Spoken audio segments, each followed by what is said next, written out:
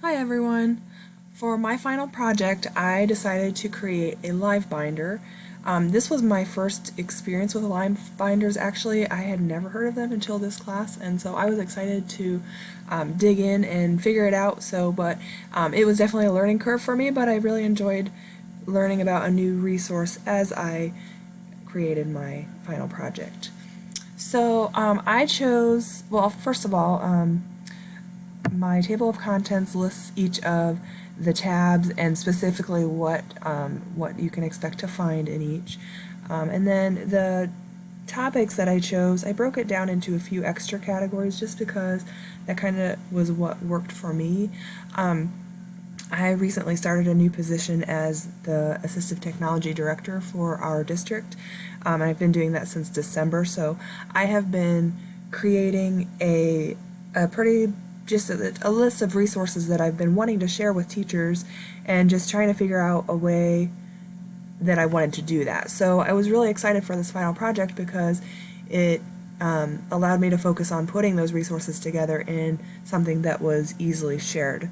So I really I look forward to expanding this resource as I come across new things and being able to share it with my team. So anyways, for my intro, I put in a few of the things, the videos that we had in class because I just really, they stood out to me. I saw actually a lot of people use this video. It was like such a good overview of what assistive tech is. But anyways, so what is assistive tech? Why is it important? Another video there. My Through Your Child's Eyes. This was one of the simulators that I spent so much time on during class, and I just thought it was so helpful. Where you could simulate, reading, writing, attention, math, organization issues. You could choose a grade level, and it had kids telling you. So that was one of the resources that I loved, and I was excited to share with my teachers. Anyways, also, the WADI is the tool that we use in our district for assessing student need for AT, so I linked that and gave my contact information for people who think that they might have a child that needs assessed to begin using some assistive technology tools.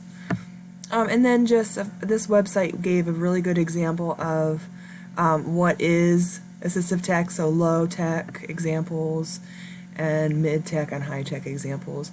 And one of the things when I, like the beginning of this class, there were some things that we talked about that I was like, oh, I didn't even consider that as being assistive tech. So I thought this was a good website that kind of summed up some of those things like you might already be using, but didn't even maybe think of it as assistive tech.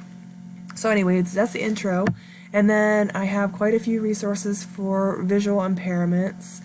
I guess I don't know if I want to go through all of them, but I have some of the considerations, just things to think about when you're creating a space for kids with visual impairments.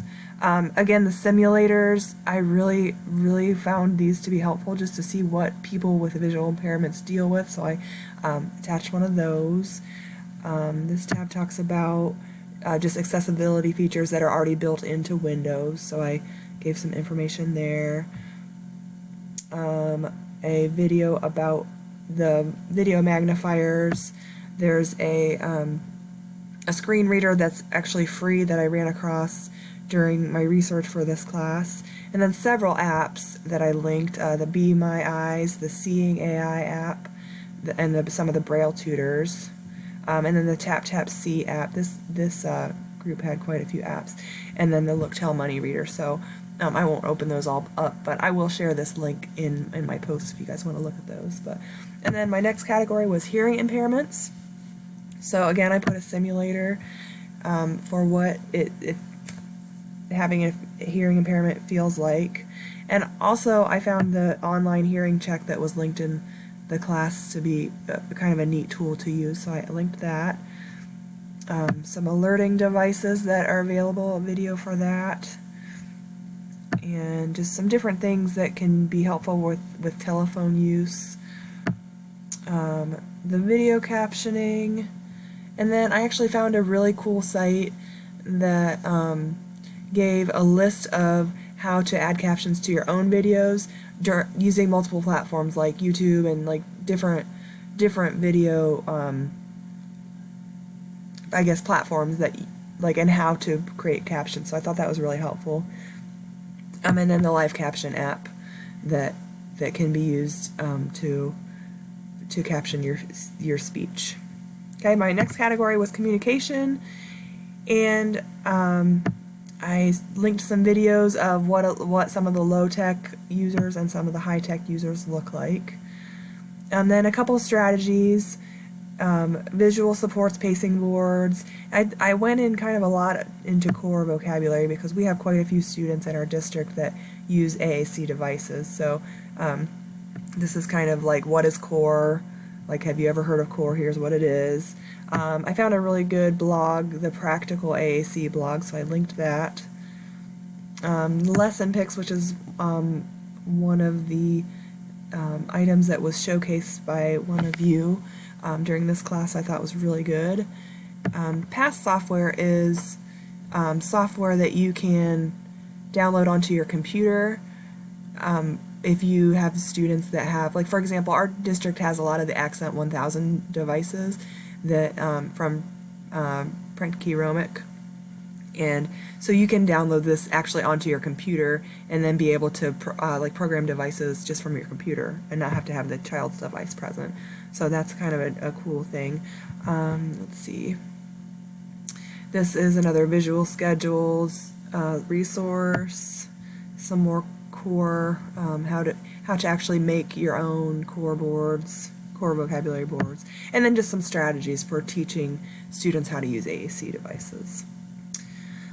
Okay, next is the reading and writing difficulties. So I had quite a few Chrome extensions and like apps and things for this one. So these are a lot of just links to those kinds of things. So I had Co-Writer, SnapType, Visor, which is a Chrome extension, Mercury Reader, which is a Chrome extension, Grammarly, Beeline Reader, Open Dyslexic Font, Open Dyslexic Chrome extension.